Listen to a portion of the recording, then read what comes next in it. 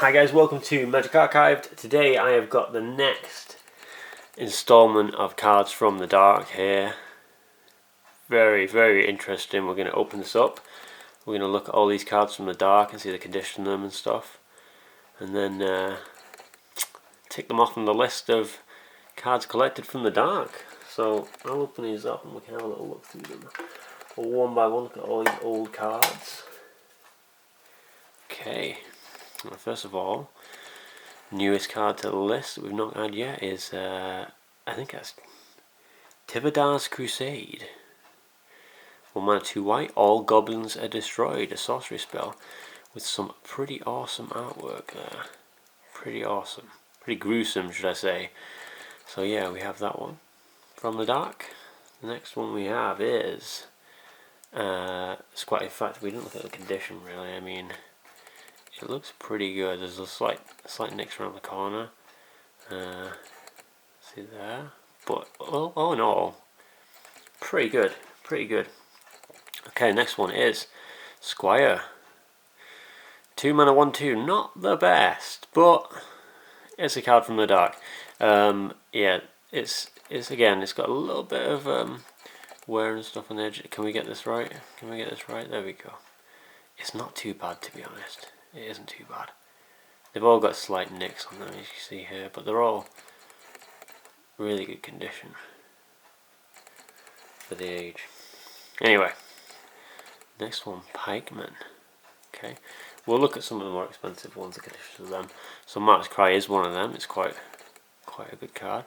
I've actually already got this because I got it out of a pack, but there's no marks or anything on the back. It's quite a good condition for that card. All white creatures are removed from the game. Players must draw 1 card for each white creature they control at loss in this manner. Complete board wipe. Really nice artwork again. Really cool. Okay, we'll put that one down. Next for the collection, we have Miracle Worker. There you go. And we got Brainwash. Target creature may not attack unless its control pays 3, in addition to any other costs required for the creature to attack. They're not your friends, they despise you. I'm the only one who you can count on, trust me. Clearly brainwashed. The next card is Waterworm. Pretty simple. Waterworm gains 0/0/1 if opponent controls at least 1 island. That's 1/1 for 1. So, not too bad, to be honest. Not too bad. Sunken City. All blue creatures gain +1/+1 if you do not pay 2 blue mana during your upkeep. Sunken City is destroyed. Riptide. All blue creatures become tapped. That's some pretty cool artwork there as well, look. From back in the day, 1994, they've done really well with these artworks from these artists. Okay, Erosion. Already got this one in the first set. First video. Target land is destroyed unless its control pays 1 or pays 1 life during his or her upkeep. Effects that prevent or redirect damage may not be used to counter this loss of life. Electric Eel. Kind of like a blue and red thing going on here. Wasn't a lot of that back in 1994, but it's kind of going on here. So 1 blue mana is a 1/1, but if you pay 2 red mana, +2/0. But it does 1 damage to you. And does 1 damage to you when it's brought into play, so it's yeah. Then we got the regenerate effect on Drowned. 2 mana, 1/1. Deep Water. All mana producing lands you control provide blue mana instead of the normal mana until the end of turn. Dance of Many. This is one of the better ones. Not the best, but it's one of the better ones. We're going to get close to that text, aren't we? There we go. Dance of Many. When Dance of Many is brought into play, choose a target summon card in play. Then put a token creature in play and treat it as if you have just brought an exact copy of target summon card into play. If Dance of Many leaves play, remove token creature from the game. If token creature leaves play, destroy Dance of Many. If you do not pay 2 blue mana during your upkeep, Dance of Many is destroyed. So, very long-winded descriptions back in the day, but again, we're just going to admire all the artwork from this set because it is beautiful. Next we have, ooh, there we go, Amnesia. Now that is a pretty gruesome artwork. I mean, there's brain in there, and like, yeah, that's pretty crazy. I love how the artist's name, Mark Poole, there. It looks like his name's been tattooed on the shoulder of this guy, by where the signature is. Uncle Istvan. All damage done to Uncle Istvan by creatures is reduced to 0. So cannot get killed through creatures. Oh my god, this is a creepy card. Oh my god. Now that, I mean, coming up to Halloween, that is really scary. During its control's upkeep, the fallen does 1 damage to each opponent it has previously damaged.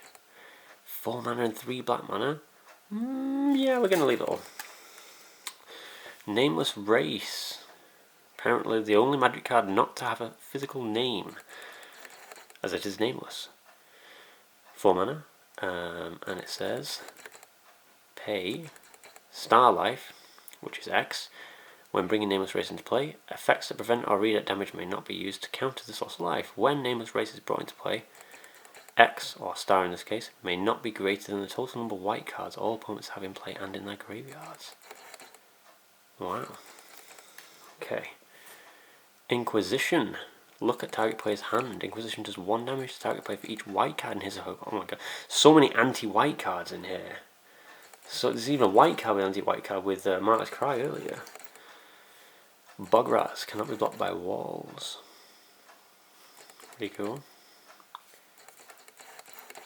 I mean, I'm really happy with the condition of these. I ordered them in near mint and they are virtually near mint. Like, I mean, Bug Rats isn't really one to show off, but and Bug Imp, 2 mana 1 with flying. Not too bad. We've got the Goblin Teams here. The Goblin Rockslide team. Rockslide may not attack unless opponent controls at least 1 mountain. Rockslide does not untap as normal during your untap phase if it is attacked during your last turn. It's funny because it says Rockslide, but it is actually called Goblin Rockslide at the top. Most cards say the full name of the card, so strange. Goblin Hero, he's the hero. Let's have a look. There we go. 3 mana 2/2. Simple as that. Here's a closer look. Look at that. Very cool. They attacked in an orgy of rage and madness, but only one that seemed as focused on killing us as on the sheer joy of battle.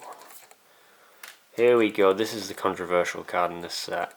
One of them anyway. Whipperwill. Now Whipperwill is an actual species of bird, apparently. So let's go over the effect first. So 1 mana 1/1. Until end of turn, target creature may not regenerate, and damage done to target creature may not be prevented or redirected. If target creature goes to the graveyard, remove it from the game. Okay, so it's a pretty standard effect, not the best effect, but this is one of them cards that was brought out, and clearly it's a bird, and it's based on a bird, but it doesn't have flying, which I'd read back in the day was quite deceptive, because players would think, oh, this has flying, it's a bird, but no, they didn't give it flying. Wormwood Treefolk, 5 mana 4/4. Creepy little wormwood man. Good condition. Scavenger Folk, which we had in the previous video. Again, good condition. Scoured Bandits.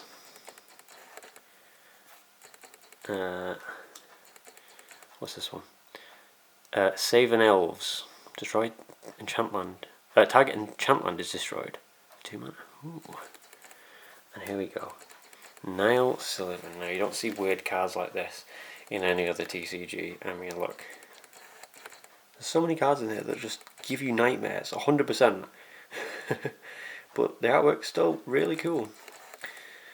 And then, yeah, so this again, I think. Yeah. Very nice. Land Leeches. Carnivorous Plant.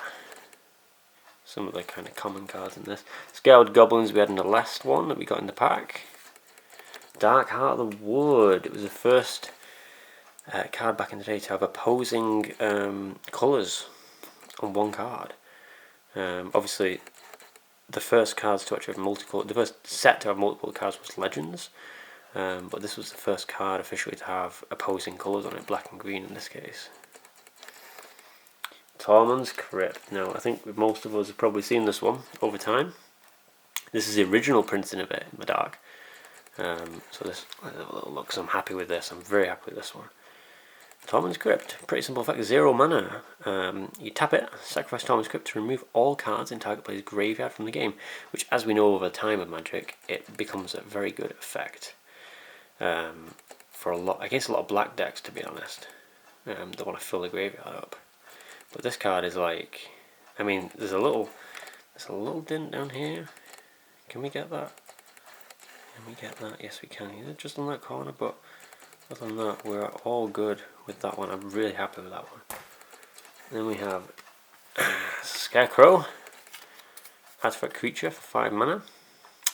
Until end of turn, all damage done to you by flying creatures is reduced to 0. Then we have Living Armor, 4 mana. Sacrifice Living Armor to put a +0/+X counter on target creature where X is target creature's casting cost. And finally, the last one we have is Cold Golem. Sacrifice Cold Golem to add 3 red mana to your mana pool. This ability is played in interrupt. That's not too bad. Not too bad as an artifact creature. But yeah, that's all of the dark cards that we've collected for the set so far. I'm going to add these to the collection. And we're going to continue to look through and get the rest of the cards in Near Mint. As you can see, they were all purchased in Near Mint. They do have slight jagged edges, but I don't see that as a major problem at all, because if you look at the backs of them, they're all, there's no like major, I mean there's smudge marks there, but there's no major like dents or scratches. Really good condition, so I'm really happy with that. Anyway guys, hope you liked the video, and check back for the next episode where we collect the rest of it. Thanks for watching.